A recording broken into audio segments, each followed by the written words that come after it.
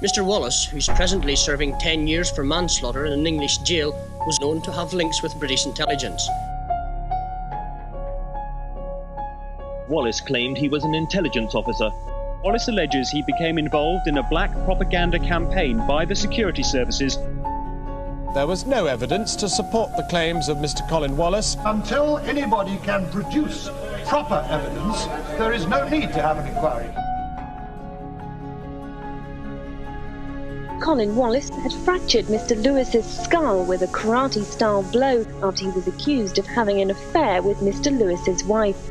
He hid his friend's body in the boot of his car and later dumped it in the River Arun. He says he was the victim of an MI5 dirty tricks campaign.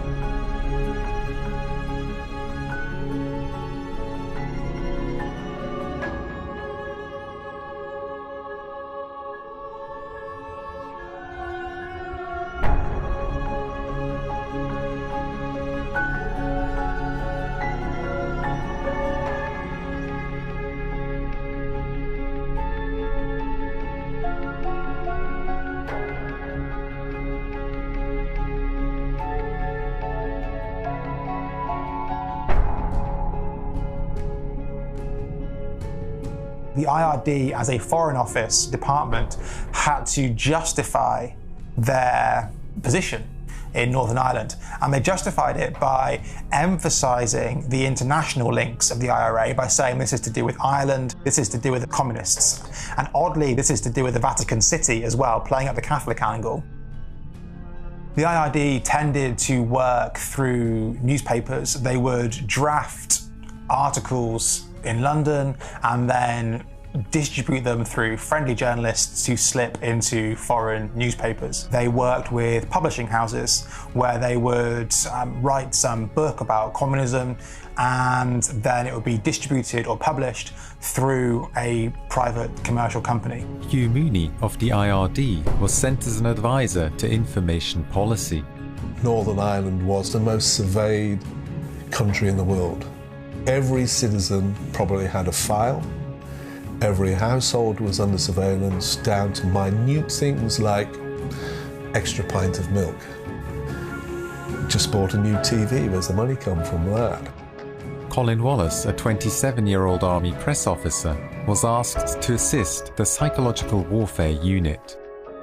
Because I grew up in Northern Ireland, because I knew a lot of the background, I was then asked to explain some of the significance in terms of emblems, in terms of labels, and so on and so forth. I was really bringing into the PSYOPs team the Irish dimension, as it were, in terms of history, emotion, symbols, sounds. Maurice Tugwell, the head of the Army Psychological Warfare School, and a veteran of Britain's colonial counterinsurgency campaigns, commanded the PSYOPs unit. Maurice Tugwell believed that all information agencies in Northern Ireland should speak with one voice. Any organisation critical of British policy was an IRA front. Information policy, PSYOPs, was a highly sensitive activity, and it really needed some form of cover that gave its officers access to the public and the press. Information policy was in the same building, on the same corridor as the press office. So a visiting journalist going down the corridor to the press office would almost see the whole corridor as part of Army public relations, whereas a key part of that had no bearing on public relations per se. On the 9th of August 1971, the British government approved the internment of dissidents without trial. Many of those imprisoned were not terrorists, but civil rights activists and Irish nationalists. The perception at that stage was a bad one globally. And of course, the IRA were very good from a PSYOPs point of view. They used that to make Britain look bad. Reports of torture surfaced in the Irish press.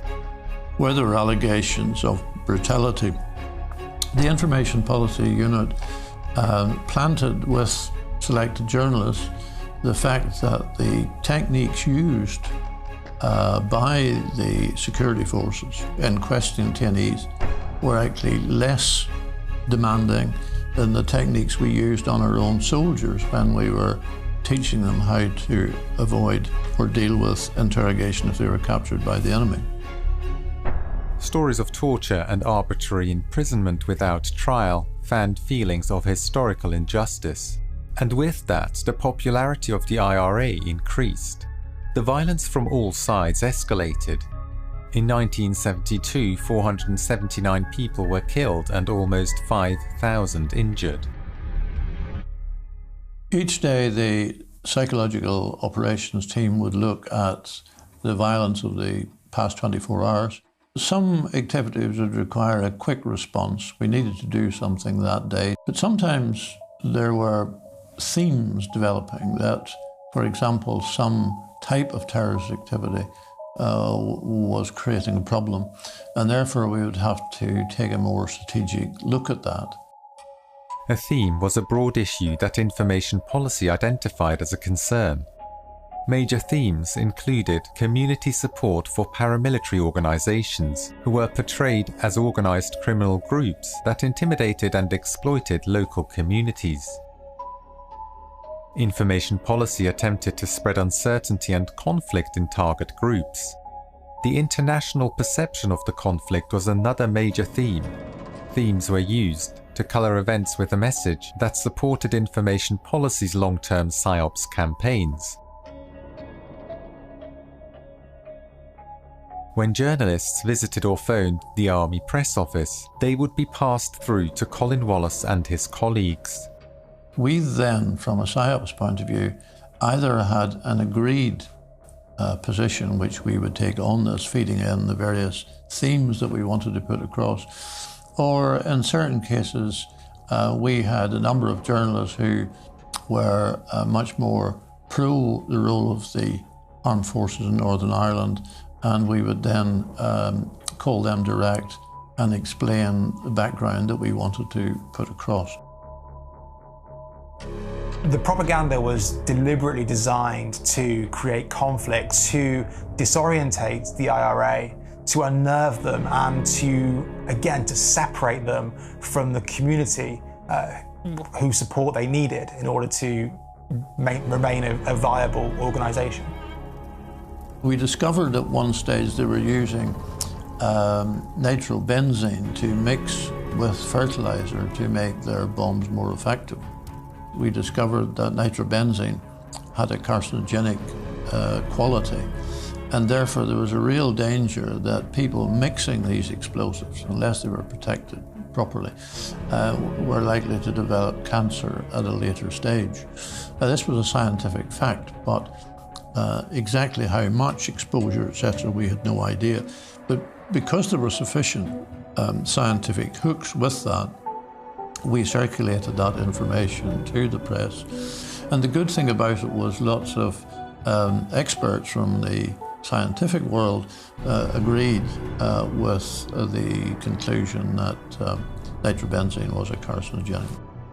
Newspapers picked up the story and quoted an anonymous army spokesperson who was none other than Colin Wallace, who claimed that symptoms of nitro poisoning are difficult to spot. By the time they are visible, it is too late to treat the victim. Vomiting and a coma follow, and later the glands and liver break down.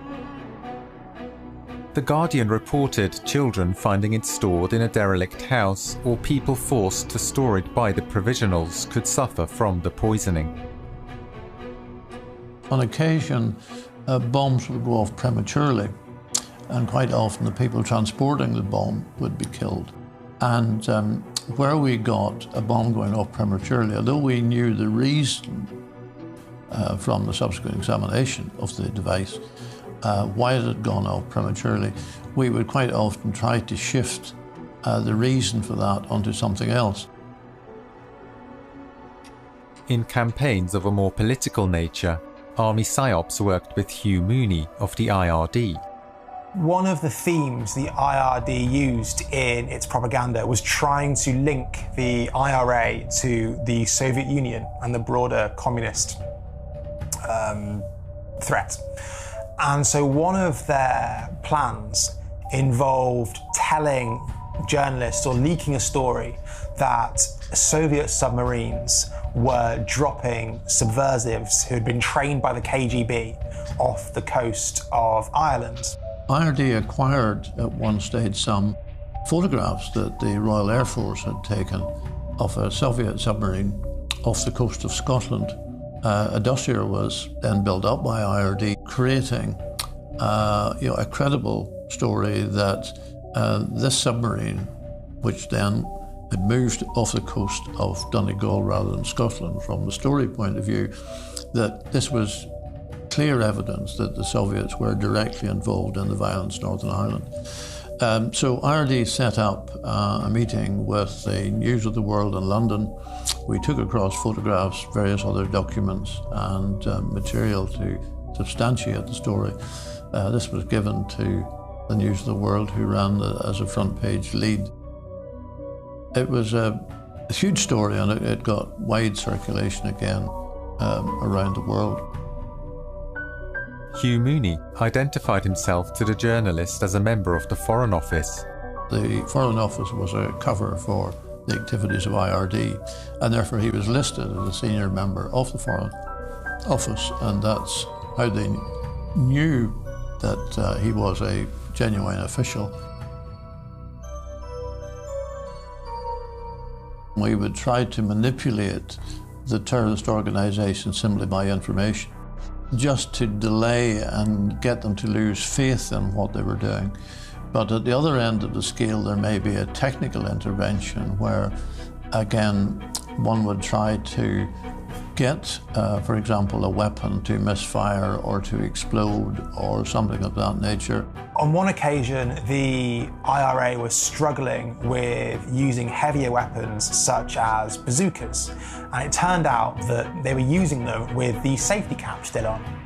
The IRD decided to conceal this explanation and instead issue a dummy army order suggesting that the shells be tested electronically. The IRD hoped that this would result in explosions going off in the hands of IRA members. In Northern Ireland, a clandestine unit, the Military Reaction Force, dressed up as civilians and injured and killed numerous Catholics in drive-by shootings. Information policy would point out to journalists that the weapons used were those that the paramilitary groups carried. As a result, the press attributed the attacks to the paramilitary groups. In one incident, the police discovered that an undercover army unit had injured a group of people at a bus stop in a drive-by shooting on the Glen Road in Belfast. The police wanted to press charges. PSYOPs dissuaded the police by threatening to reveal that the ammunition used had been given to the army by the police. Information policy established close relationships with journalists and their publications. The whole thing is about knowing the target audience, but also knowing the journalist as well. Sometimes, the relationship was very good, and it was almost at a humorous level.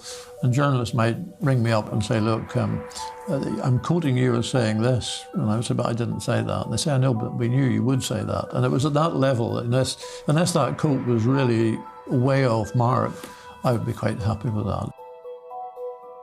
99% of the work I was doing was unattributable.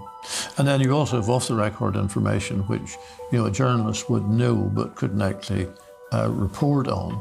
So literally that would just be built into their story without any reference to where it came from. Professional journalists are very good because they realised that if they didn't actually stick by what is a journalistic agreement after all, then probably we would not cooperate with them in the same way in the future. How important is it for PSYOPs to be believable? The press have quite often said that PSYOPs was largely about propaganda and using disinformation. But in the vast majority of cases, we were working on real intelligence. See, real intelligence is much more powerful because when the terrorists check out their own sources, it has to be credible. They have to be able to stand it up. If they can show it's false, then of course it's a waste of time and it really doesn't go anywhere.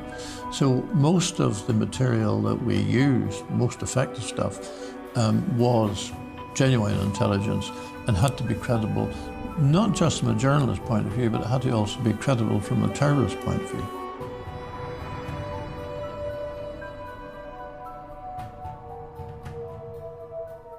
On the 5th of August 1973, an article in the Belfast Sunday News reported that sheep had been sacrificed in a black magic ritual on Copeland Island Beach, northeast of Belfast. It was a front-page headline in the Sunday News which lots of people read. The story was that sheep had been ritually killed and mutilated. That was the story. And that it was Satanists who had done this. As a would-be anthropologist and undergraduate at the time, it tweaked my interests, and I began to pay attention as other news stories appeared in other local papers.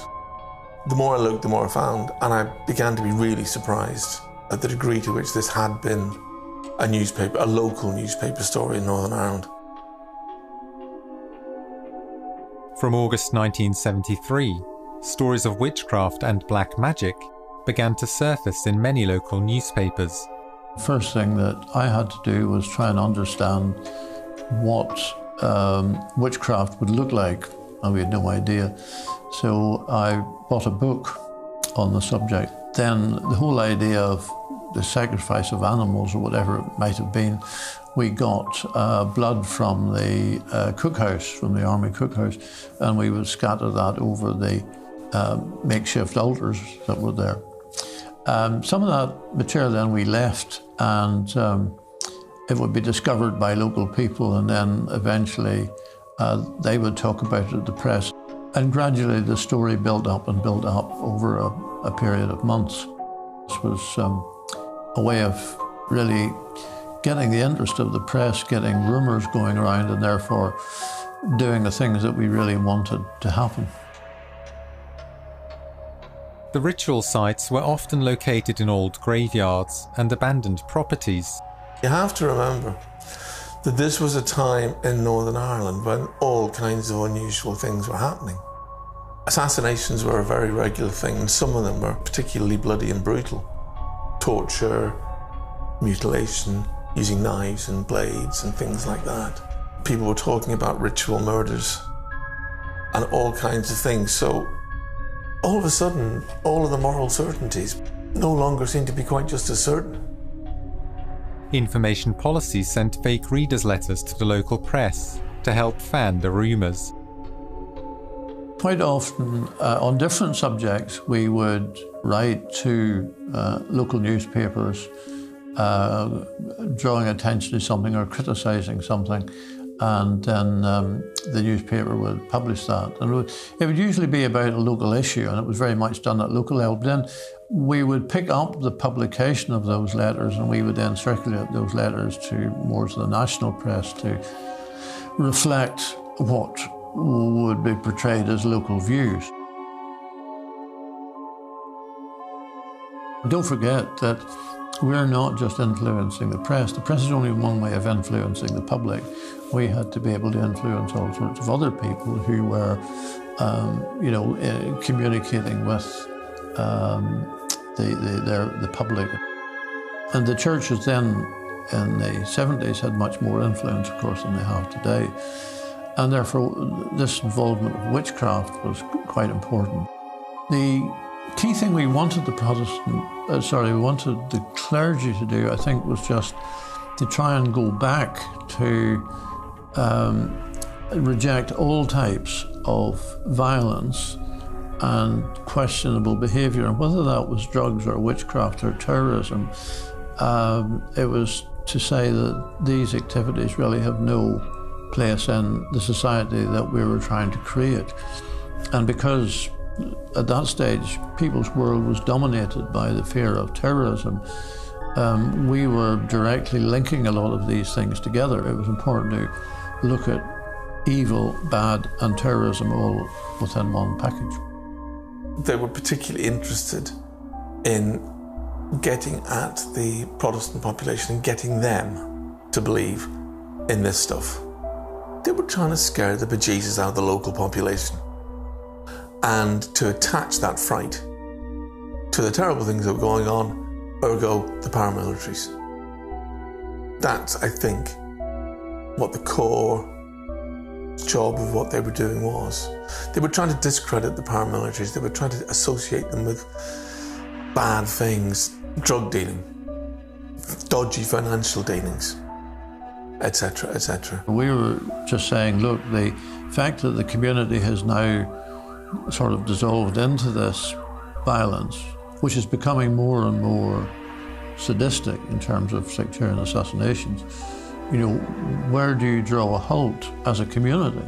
I think it helped to bring home to people that there was something going on in their community that really was not good for them as a whole. That is a strange way of thinking, because, you know, you are part of the army and the idea is that you are fighting a war. But you are saying the witchcraft campaign was about bringing a sense of morality back to the community. You wouldn't really have thought that the army would think about that. Probably not, but I think, you see, it is a war, but it's not a conventional war. Terrorism is fundamentally a propaganda war that is backed up by armed conflict. So it was just, I think, going back to say to people, you know, you have grown up, as I did in Northern Ireland, with a very strong belief in the community and in our own church, whatever that religion was. And surely we have drifted a long way from that as a result of the violence of the last 5-6 years.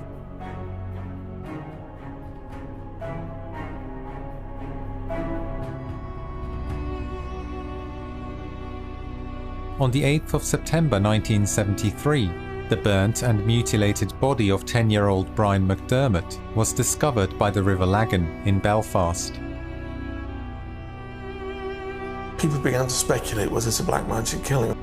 And it certainly contributed towards one of the threads in the rumours and fears that autumn, which was that Satanists were looking for children to abduct.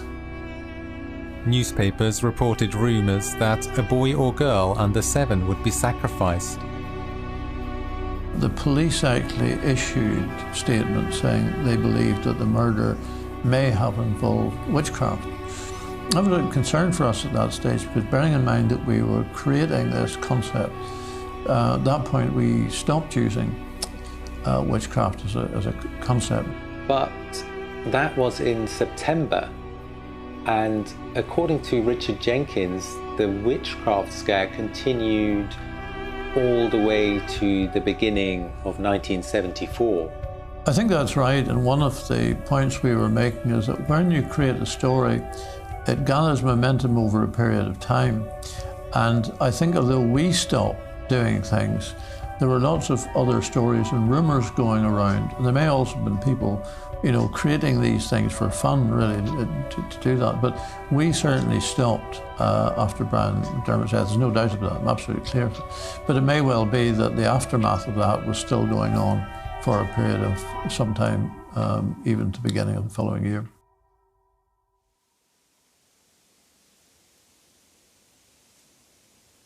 From early September to December 1973, there were more than 70 articles referring to black magic and witchcraft. By the beginning of the following year, the topic had almost completely vanished from the press. When the British Prime Minister Harold Wilson visited Northern Ireland, he was briefed by Colin Wallace. Would the Prime Minister have been aware that you were in fact in military intelligence?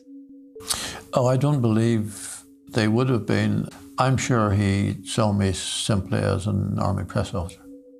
Did you yourself have a brief for when you interacted with him? Yes, what happened was that there were certain key things that we felt the Prime Minister should know. So the idea is that you don't want him to be wrong-footed by not being able to answer the basic questions about security in Northern Ireland. Influencing the press, the clergy, and key decision-makers was one aspect of psychological warfare. Another was influencing persons of interest directly. Quite often we were trying to influence people where we had no direct access to them. And so where you're trying to move somebody or change somebody's thinking, sometimes you had to target them through one or more sort of relays of other people. So it's never straight communication. A lot of information we were disseminating wasn't through the media, it was also through people. And therefore they had to be cut out so that the person handling it quite often didn't realise who the originator was, and that made it all the more credible when that person who was known to the target was passing this information on to them. Information policy created profiles of persons of interest and people in their social networks. The key thing was that when you knew a lot about a person and the people they worked with, like any other part of society, there were people who didn't like each other, there were people who were jealous of each other. Because we had the relevant intelligence, if we could plant it in the right way, you could, for example, if one person was suspicious of another for some reason, you could increase that suspicion by feeding information in that would tend to reinforce their own views of that individual. So it was that type of activity. Could you explain more about the kind of techniques you used to create psychological conflict? I have to be careful with that, because what I don't want to do is actually share techniques that are still having impact. And so there's a grey area there, but it's basically along the lines that we're saying. First of all, is to identify relationships, look at how toxic those relationships or not may be, and then try to maneuver them by planting information in to have that effect. You build up quite a comprehensive profile of that person and their associates. Now, it may be that some of those associates are totally innocent of any involvement in terrorism whatsoever. They just happen to be good friends from school days and so on and so forth. It's really creating a picture of that person so you almost know what their response will be to something that you do. This is a very different use of psychology. And I think a lot of people wouldn't be aware that this knowledge exists and that people study psychology, for these kinds of purposes. I think that's true, but you have to be careful, because we did do lots of things that had a positive psychological effect. Like, for example, we ran youth clubs, we ran community relations. I was the Army's Father at Christmas, going around schools and hospitals at Christmas. We actually provided funds for projects. We took kids away from the really bad areas of Northern Ireland, from opposite sides of the fence, Catholic and Protestant together. We took them away to the mountains, camping. Colin Wallace was refused clearance to target high-ranking Protestant paramilitaries in psychological operations.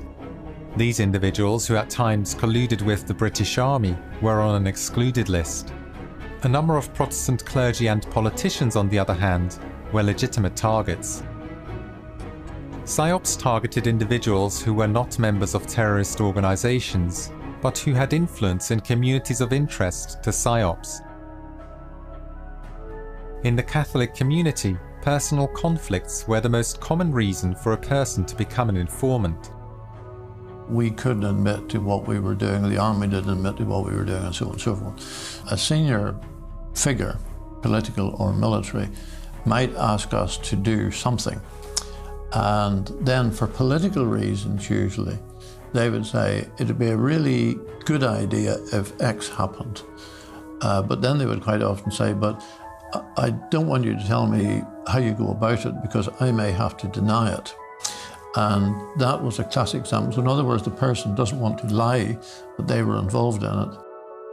Senior figures were deliberately kept in the dark about the specifics of campaigns, so that they could deny involvement should they be called upon to answer questions. At the age of 29, Colin Wallace was the youngest senior information officer in the MOD. During his time in information policy, he was put forward for New Year's honours 3 times by his superiors.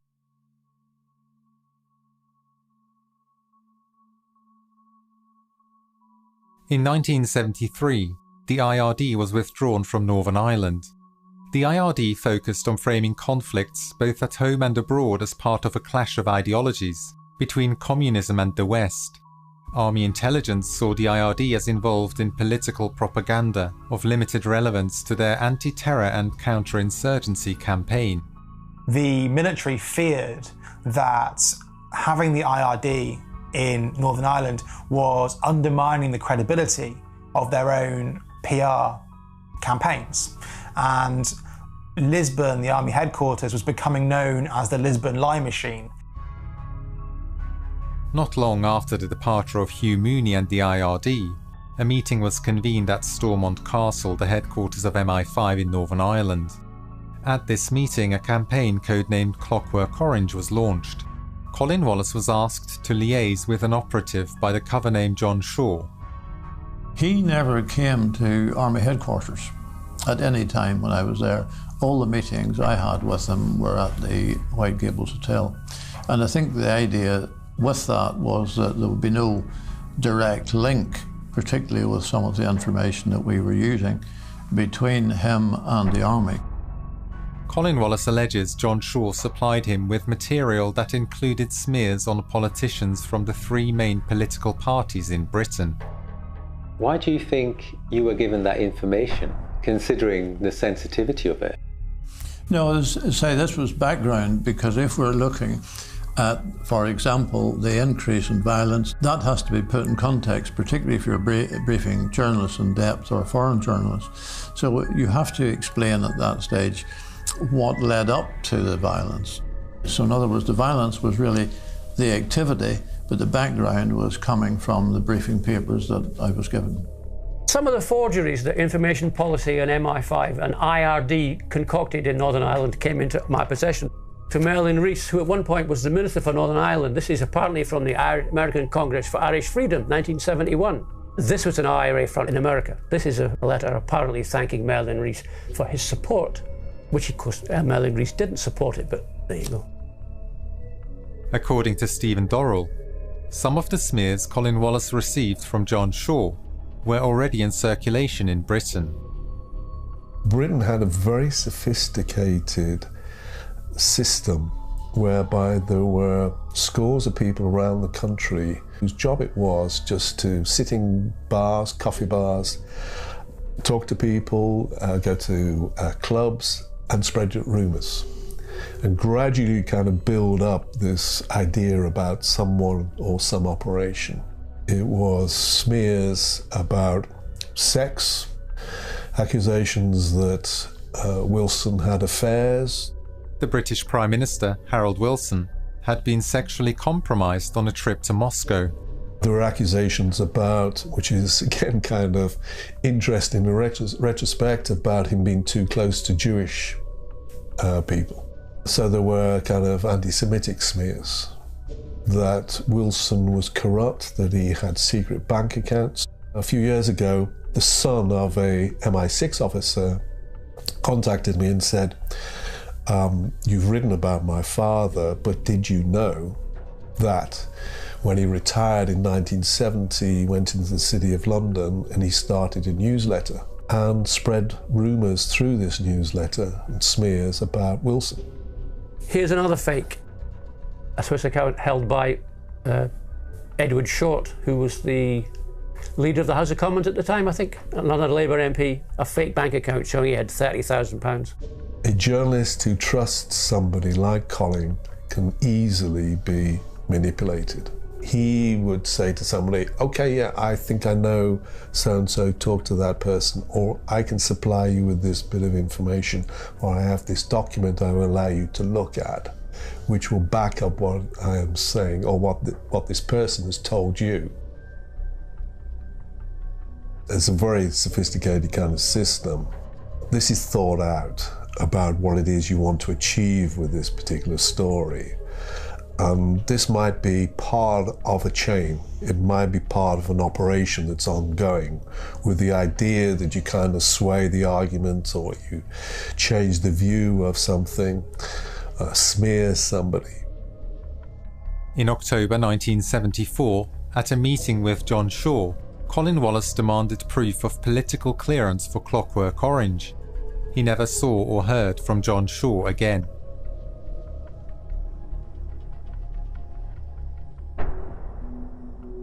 Colin Wallace turned his attention to undermining the Republican support network in the US and Ireland. He created a dossier that linked fundraisers and businessmen supportive of Republicans to weapons smuggling. Colin Wallace traced the serial numbers of weapons captured in Belfast to arms dealers in the US. He identified a leading fundraiser and major benefactors.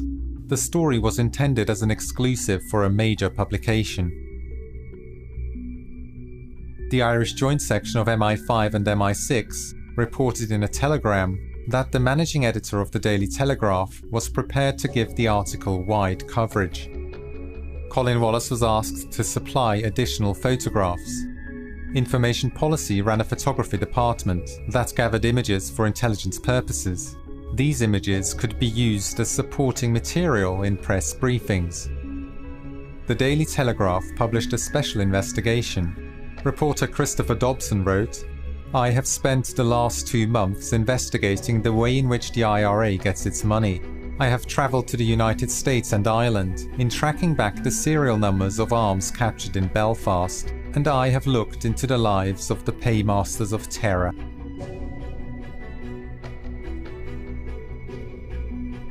The press helped Information Policy to target individuals and organisations to which PSYOPs had no direct access due to their geographic location. The article provided no evidence of the funding or smuggling of arms. However, the reader was left with the distinct impression that the individuals and organisation highlighted were responsible.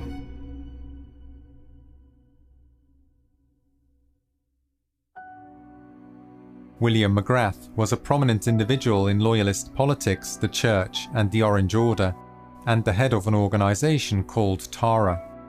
I was asked to encourage the press to look at what TARA and McGrath were all about. TARA was an organisation that was really designed to prepare for a doomsday situation by Loyalists if there was an IRA campaign, or in fact, as McGrath said, the Irish Army might even invade the north. Attending the meetings of TARA, there were members of the Ulster Volunteer Force, which was then a prescribed Loyalist paramilitary group. There were also police officers attending it. In 1973, McGrath issued a proclamation. It was designed to make the Roman Catholic Church illegal. William McGrath was also the housemaster of Kincora, a home for boys from troubled backgrounds between the ages of 11 to 18. Colin Wallace issued 3 separate briefings on McGrath. The press did not follow up the story. The army was informed by Special Branch that if they moved against McGrath, it would be a great propaganda coup for the IRA and significantly damage the political structure in Northern Ireland.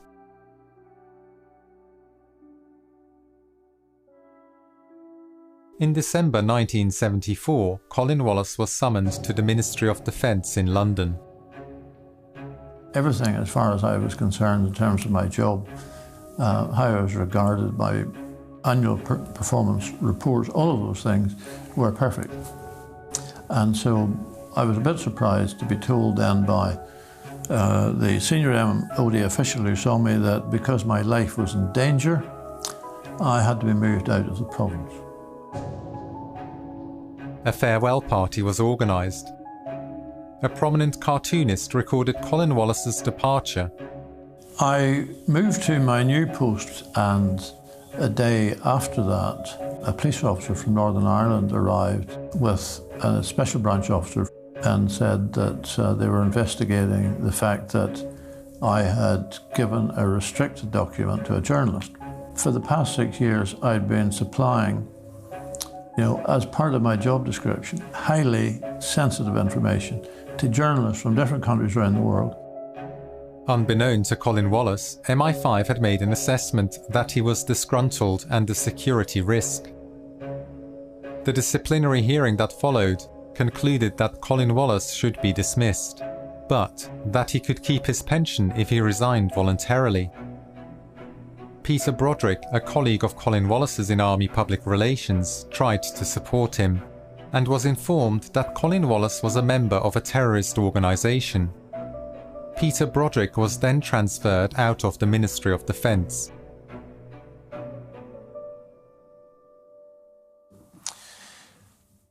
When my disciplinary hearing was finished, I realised that clearly it had been rigged, and I then engaged a solicitor purely for personal protection to tell him what had happened to me. He said that he was involved in dirty tricks against politicians in Northern Ireland, and he also said that this had now started to move over onto the mainland, and that he was involved in a dirty tricks campaign against mainland politicians, and in particular he mentioned Harold Wilson. Colin Wallace moved to southeast London and began to speak out about his work in information policy. He lobbied MPs, supplied information to the press, and wrote to the former Prime Minister. Harold Wilson already held suspicions that MI5 had undermined him and his government, and had communicated this to 2 journalists. He thought they'd mounted a campaign of denigrating him personally, of using official material that had been gathered and then misused by leaking it to newspapers. They released a book which was largely ignored. In 1977, the IRD was quietly closed down after an internal investigation into the plot against the former Prime Minister. I corresponded with Lord Hunt. He was asked to carry out the investigation into the alleged plots against Harold Wilson. And he spoke to a number of people, including the heads of MI5 and MI6. And he said that there was a plot, that there were dissident elements within both organisations. He wrote that report, which went to the new Prime Minister, and a copy of it was supposed to have been deposited in the Cabinet Office. I asked the Cabinet Office where was the copy, and they said they could not find one. Colin Wallace, unaware of the demise of the IRD, began a new life in West Sussex. In January 1980, the Irish Independent published an article on the abuse of boys at the Belfast Boys' Home, Kincora. The housefathers William McGrath, Joseph Mains and Raymond Semple had been sexually abusing the boys in their care. Politicians in Northern Ireland demanded a full inquiry.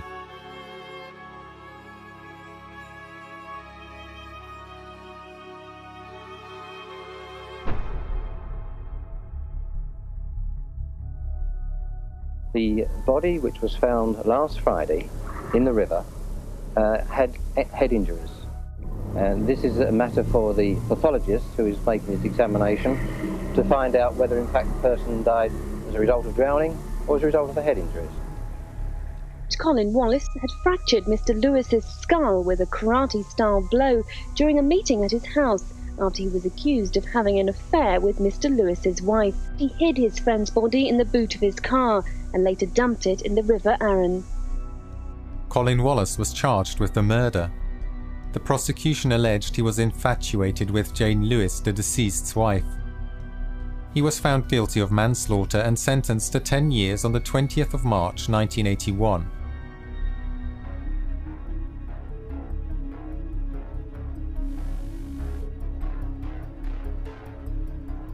"65-year-old housefather William McGrath, seen here in the foreground. He ran 2 Bible study centres in Belfast in the 50s and 60s. McGrath was also a founding member of the Protestant paramilitary group Tara. This man was one of McGrath's victims. And he would come up like naked and dressed, and then he would start doing things he done, like, you know, he says. And so one time I was bleeding, I told him to stop. It wasn't pleasant, like this. He couldn't turn to no one, you know.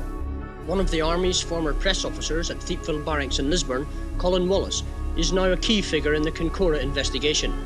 Mr. Wallace, who's presently serving 10 years for manslaughter in an English jail, was also known to have links with British intelligence.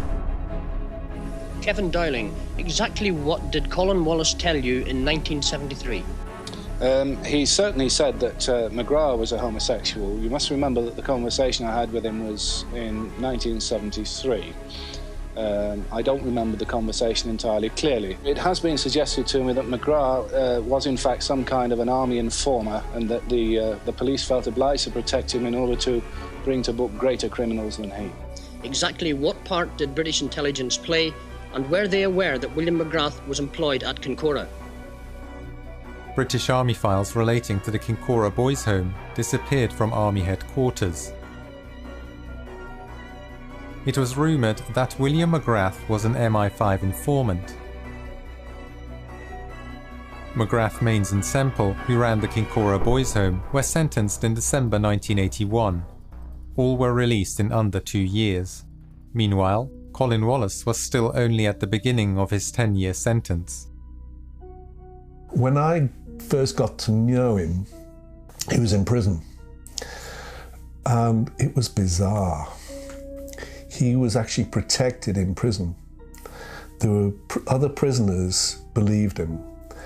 And he actually had kind of bodyguards, because they thought, probably correctly, that he might be killed, assassinated in prison. Clive Ponting was head of the legal department at the Ministry of Defence in 1983 and remembers a meeting with MI5 where Colin Wallace was discussed.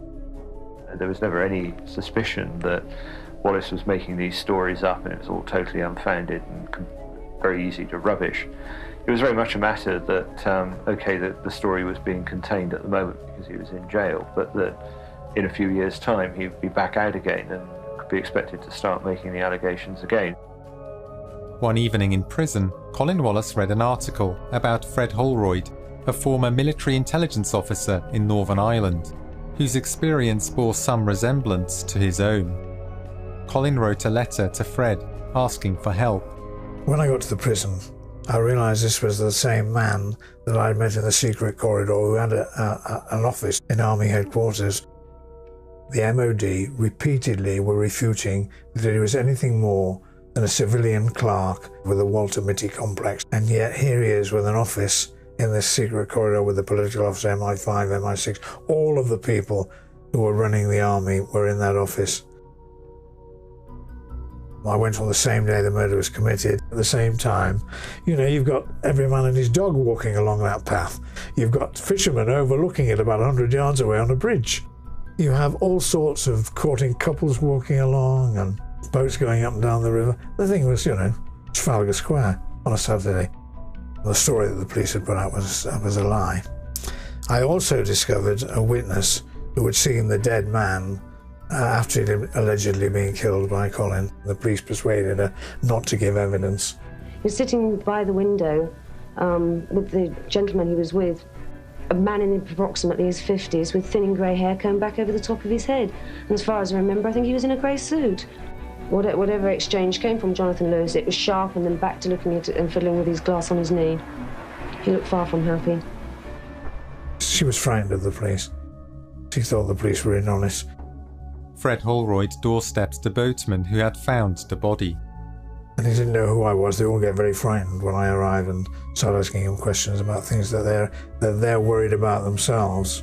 And he said, oh, I can tell you that the buggers wouldn't let me give the evidence I wanted to give, which was, you know, that I'd reversed back and my propeller had hit the guy in the face, and that's what caused the wound. And I said, you're kidding? You know, he said, no.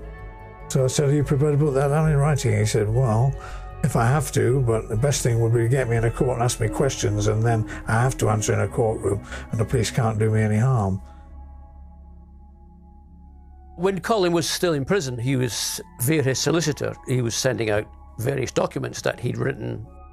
I was unemployed, and in those days in Hull, in Mrs. Thatcher's Britain, in a place like Hull with unemployment at 10%, if you had something to do, and I did, the people on the dole would ignore you for years. So I carried on doing this journalism stuff.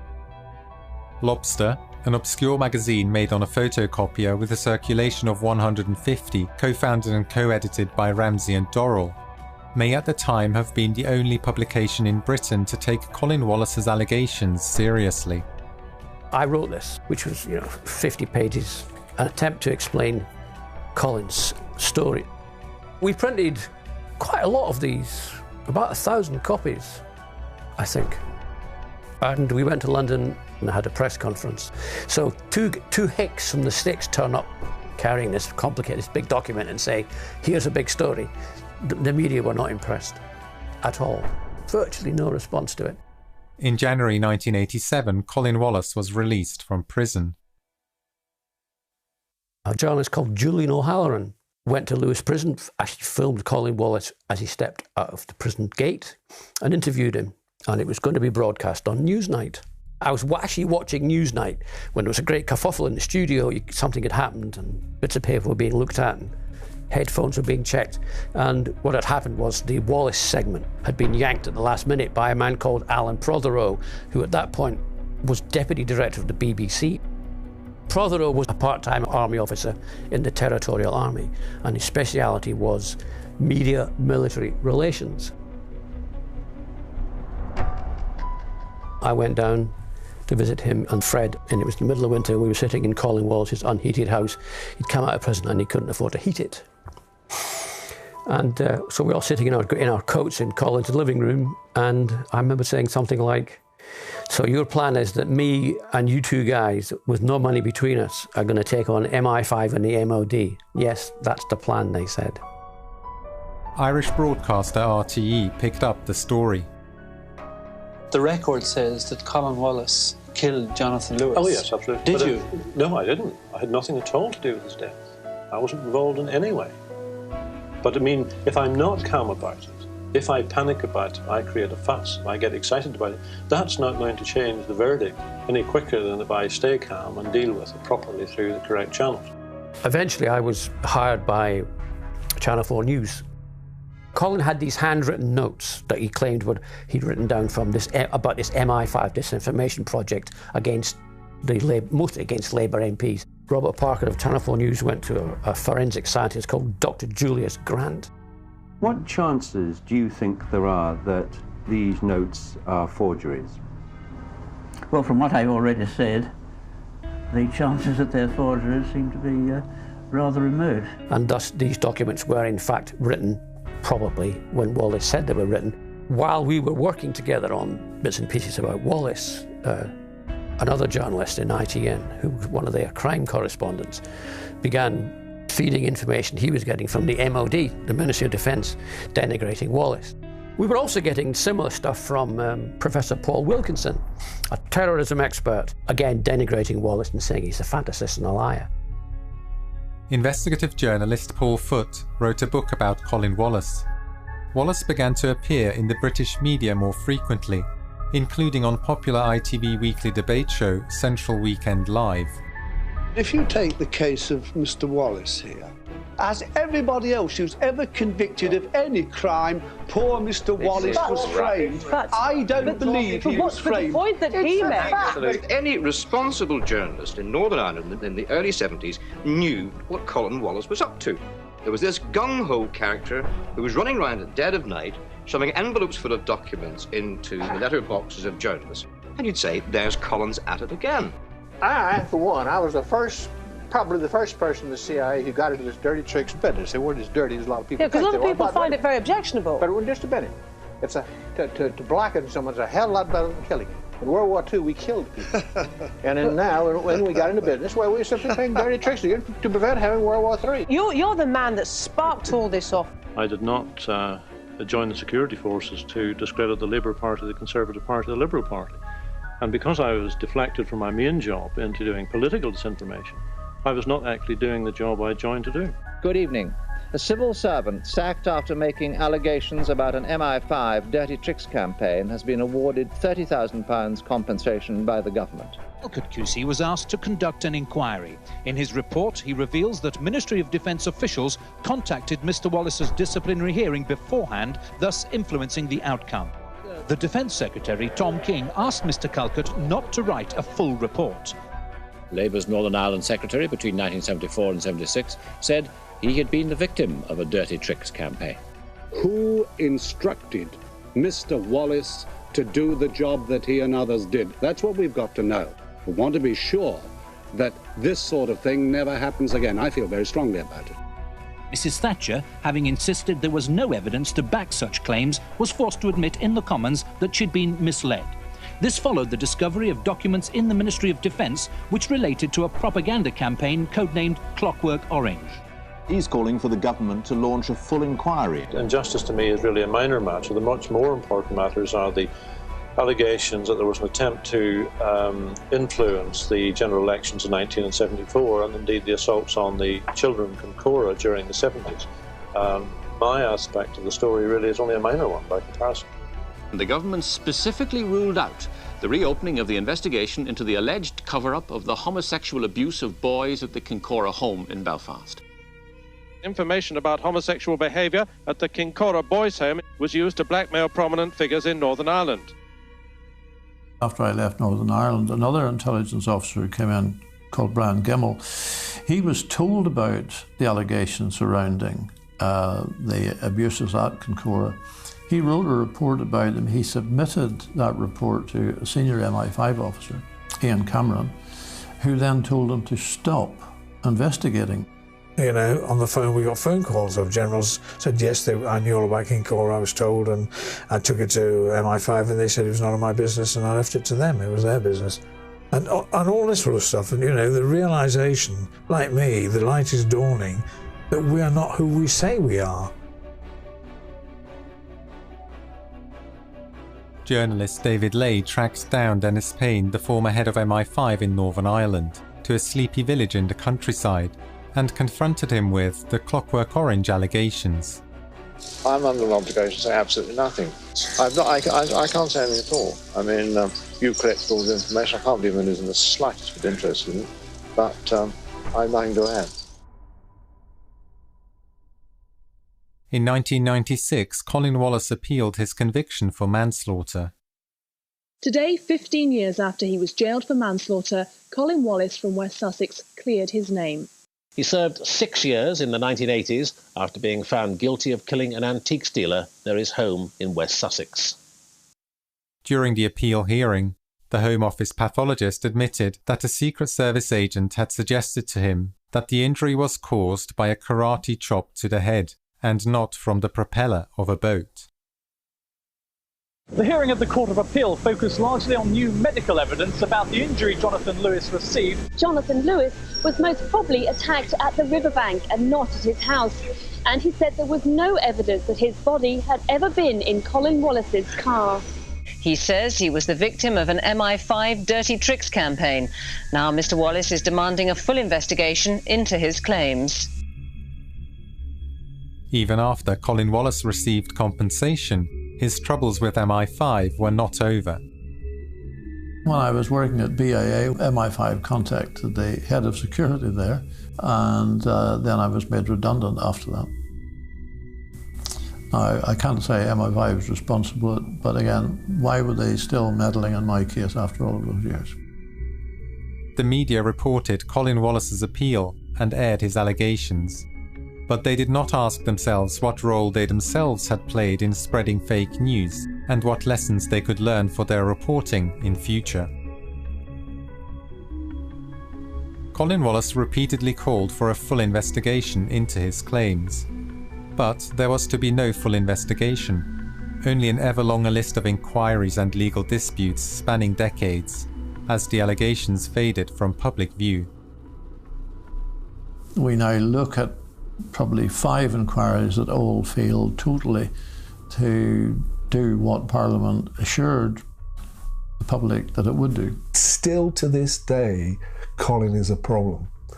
That there are major efforts to restrict what he says. Kincora is a prime example. The boys' home where it is alleged intelligence people were involved, recruiting people, used people, etc. The inquiries into that have been incredibly restricted.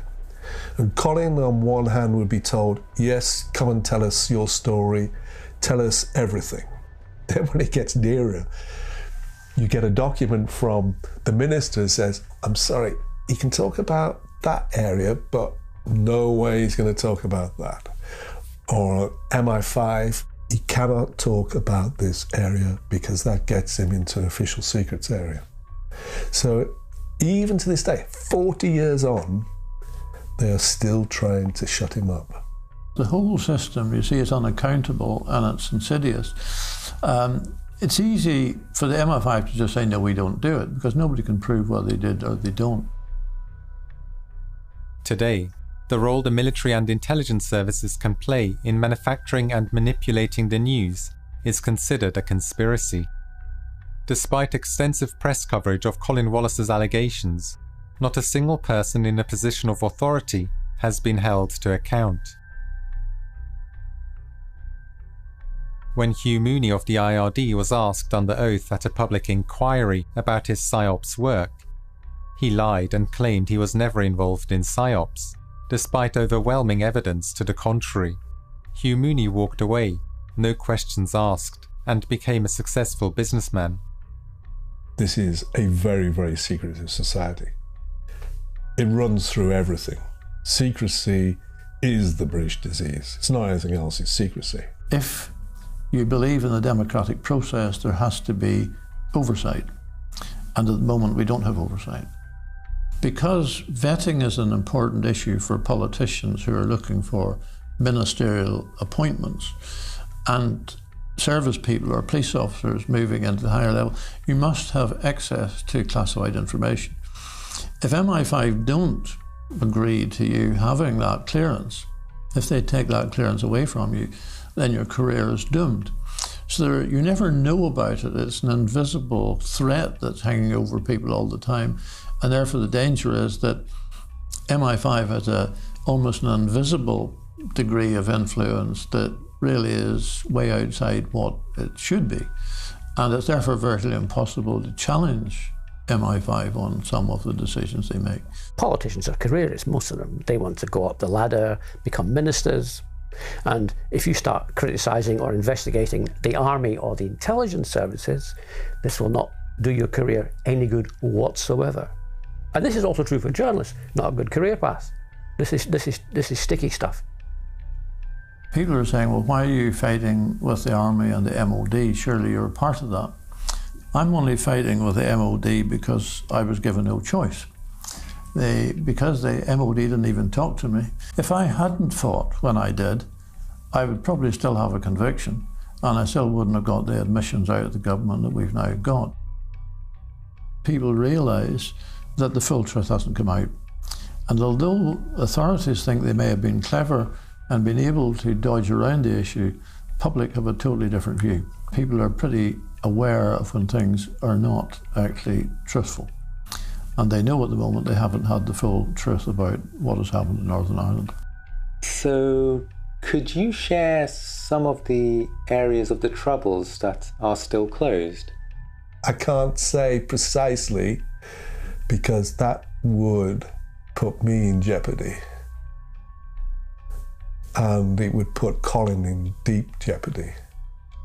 But there are certain areas of the Troubles which haven't simply not been talked about at all. You know, there are things about, there's a suicide in Northern Ireland of a military intelligence officer. One of the key events, it's an official secret. A suicide is an official secret. And so far, no one has written about it. And some of the events around that are appalling, in that he ran agents who were 14 and 15-year-old Catholic schoolgirls.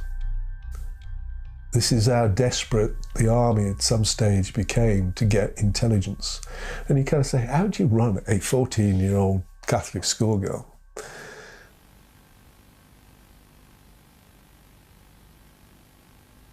In the story of Colin Wallace, the press helps direct the present by spreading fake news, and the media helps digest the past by creating a discussion about the past. The role of departments of the state in creating and shaping reality is not acknowledged. And even after the media has become aware of this, it does not inform the public of the implications of that omission.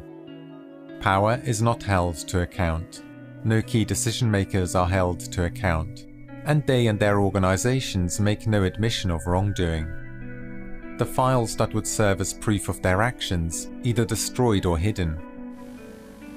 In this story, the press serves as a complex mechanism that helps to reinforce and legitimize power. Allegations of wrongdoing and injustice become lost in inquiries and legal disputes that drag on to this day and that most people no longer understand or believe. We are told that a free press will hold power to account. But what of those individuals and institutions that will never be held to account, and have never been held to account? Should the press include that truth in its reporting? Or are some truths destined to be nothing more than versions of fake news?